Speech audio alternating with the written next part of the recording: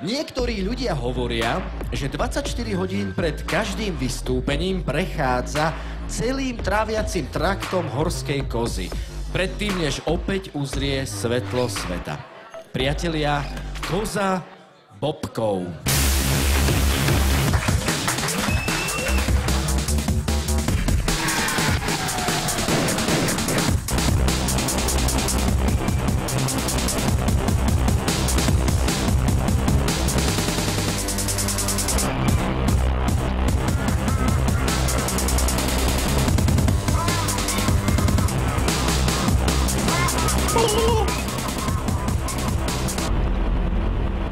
Takže,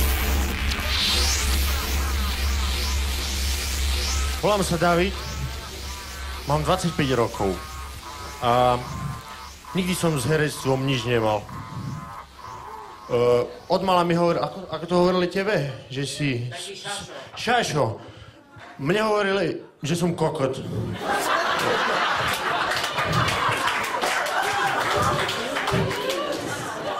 Takýto? Nie, taký veľký. Zamyslel som sa nad tým, že kedy mi to povedali prvýkrát, dospel som k záveru, že to bolo v škôlke, keď som mal asi 3 roky, keď som sa počas tej kávovej prestávky, kedy tie, jak to nazývajú, učiteľky, alebo proste tie opatrovateľky povedia deťom, ideme na kávu, hej, a potom sa tam niekde masturbujú v kancelárii. No, tak ako náhle odišli, ja som sa vrhol na najmenšie dievča, ktoré bolo tam s nami v triede a snažil som sa zistiť, čo to má medzi nohami. Lebo nikdy predtým som to nevidel. V tej chvíli tam došli ženské, pozreli sa na mňa a povedali, Majka, čo to David robí? To je ale kokot. No to... Takže mal som asi 3 roky a vlastne to som vám chcel povedať, lebo ma to napadlo, keď som počul túto...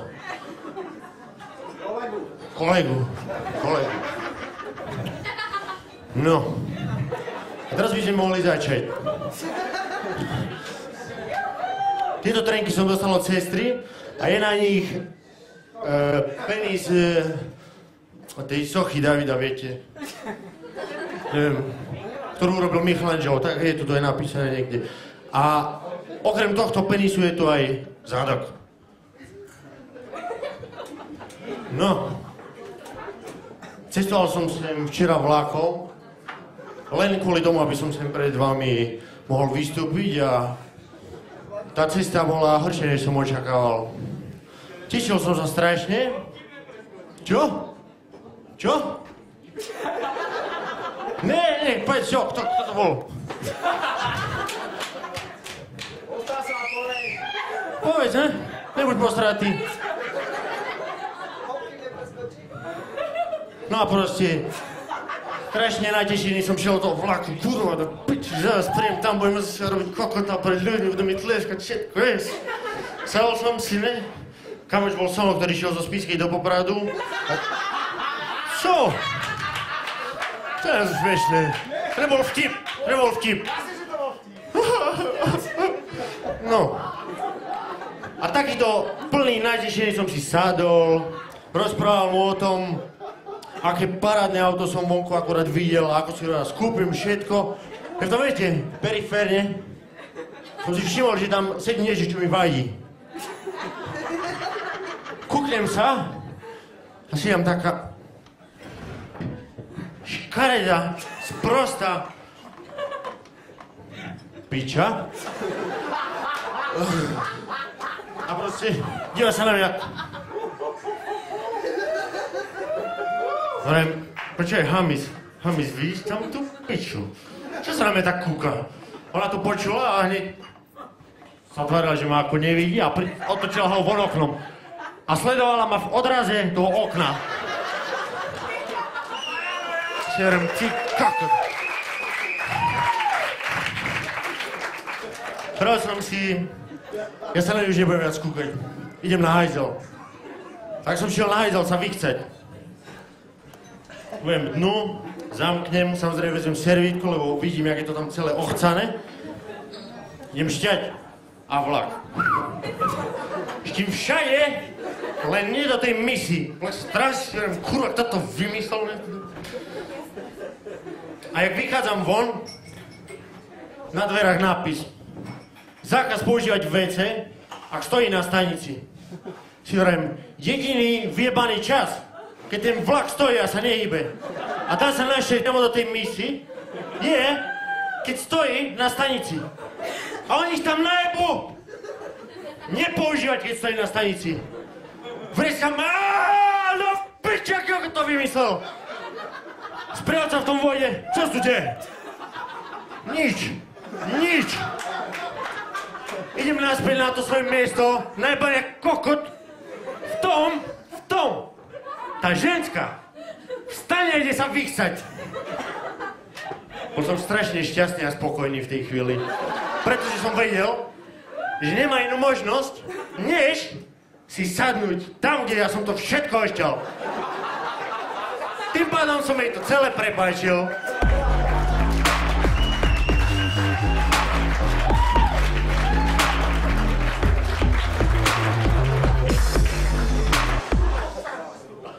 A viem ešte aj toto.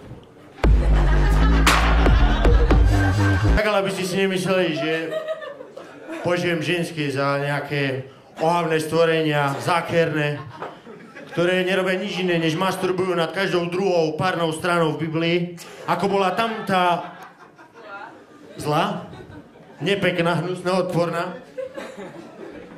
Ani vyzerala jak taký pitbull po zápase, akorát viete. No, tak, ženské milujem, naozaj úprimne, ale myslím si, že ženské by mali byť jemné, pekné stvorenia, ktoré sa majú o seba starať. Malo by im záležať na tom, ako vyzerajú.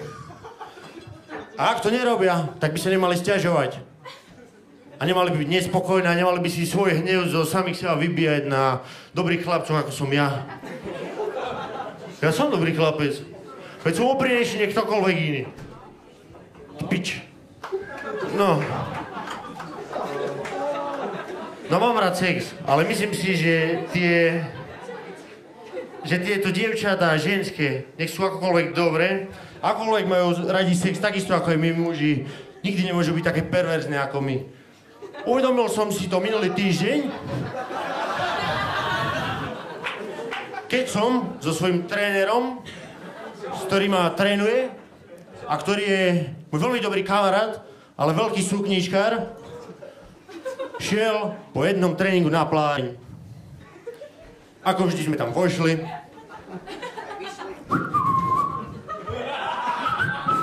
Natiaľli si kľúčik na nohu. Potom som si uvedomil, že na tej nohe sa mi veľmi nepáči, tak som si ho natiaľ na hlavu. Super. A to si ma budú všetci všímať a vrieť, pozri sa, jak mu jebe. No. A sadli sme si k bazénu, lebo my sa tam chodíme len saunovať. Hop, nazdok sem. Sem, to je to miesto, presne. No. Sedíme, sledujeme ľudí. A vy ma teraz nebudete vidieť, kurva. No. Takže sedíme tam, hej, niekde takto dole. Nie na lavičke, ale medzi lavičkami. No a sledujeme tak ženské, ne, okolo čo chodia. A teraz sedím, kúkam. Ty vole, vidíš tu riť? Vidíš tu riťku? No jasné. Koľko môžeš mať tak rokov? 13? No. A on mi na to povie, ale ona už isto jebe. Ona už isto jebe. Pozri sa na ňu, ona už určite šúka. Viete. Potom tam ide nejaká mamka, alebo možno už aj babka, no ja neviem, 50 rokov, 60. A sleduješ, pojebal by si ju. Pojebal by si ju. Dobré, ne? Koziť všetko. No ja neviem, ženské takéto nie sú asi. Sú? Sú tu nejaké ženské, ktoré takto rozmýšľajú? A nie som perverzný, aby som nikdy nič takejto starej alebo mladej dáme neurobil, ale proste nás to napadá. Máme radi sex a proste predstavujete si to stále. A máme radi tvrdý sex. Máme radi peknú, dlhú predhoru, pohľadiť ju, chytiť za krk. Čo? Čo? Počúvaj, dievča.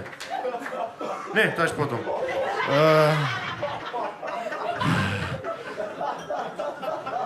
Máš tie najkrajšie oči na svete. Vidia mi do hĺbky mojej duše. A preto určite vieš, čo teraz bude nasledovať. Tak. A bude nasledovať sex. Dlhý a tvrdý. Ako spoznáte, že ženská si ten sex naozaj užíva? Respektíve, že vy si ho užívate tak, ako ona. Tak proste aj šukajte žensku. A ona tam tak nejak leží a vraví. Alebo po prípade nič nevraví.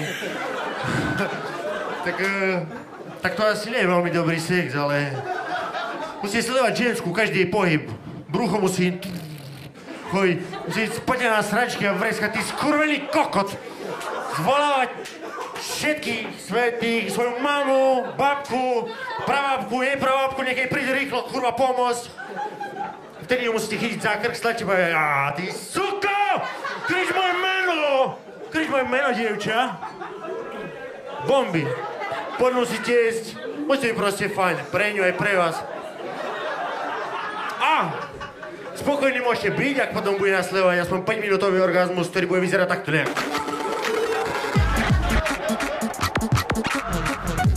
Ďakujem.